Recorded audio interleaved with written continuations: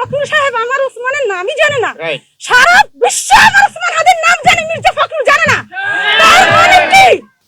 আমরা বাংলাদেশপন্থী রাজনীতিবিদ চাই এখানে। আমার বাংলাদেশের স্বাধীন সার্বভৌমত্ব রক্ষা করতে চাই।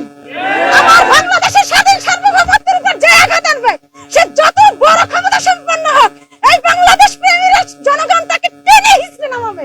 আপনারা পারবেন না, পারবেন না আপনারা এই কাজটা। আপনারা কি ক্ষমতাকে ভয় পান, ভারতকে ভয় পান, আগ্রাসনকে ভয় পান?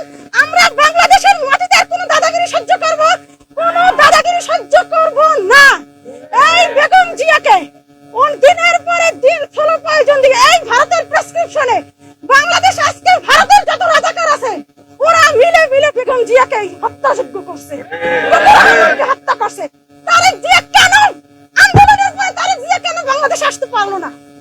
যেই তারেক জিয়াকে একটা 111 ঘটাইয়া ফ্যাসিস্টরা ভারতকে 111 ঘটাইয়া তারেক জিয়াকে দেশ থেকে বিতাড়িত করছে। আন্দোলনের সাথে সাথে তারেক জিয়ার বাংলাদেশে আসার কথা না, আসতে পারলো না কেন? কারা আসতে বাধা দিছে? সরকারের পক্ষ থেকে বারবার বলছে আমাদের কোনো সমস্যা নাই, আমরা সকল রকমের প্রোটেক্ট দেব, তারপরও তারেক জিয়া কেন আসলো না?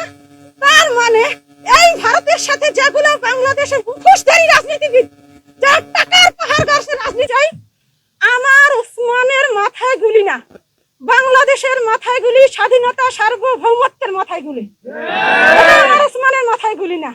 এবং আজকে আপনার দলের লোকেরা যারা উসমান মির্জা ফখরুল সাহেব আমার উসমানের নামই জানে না, সারা বিশ্ব আমার উসমান হাদির নাম জানে, মির্জা ফখরুল জানে না।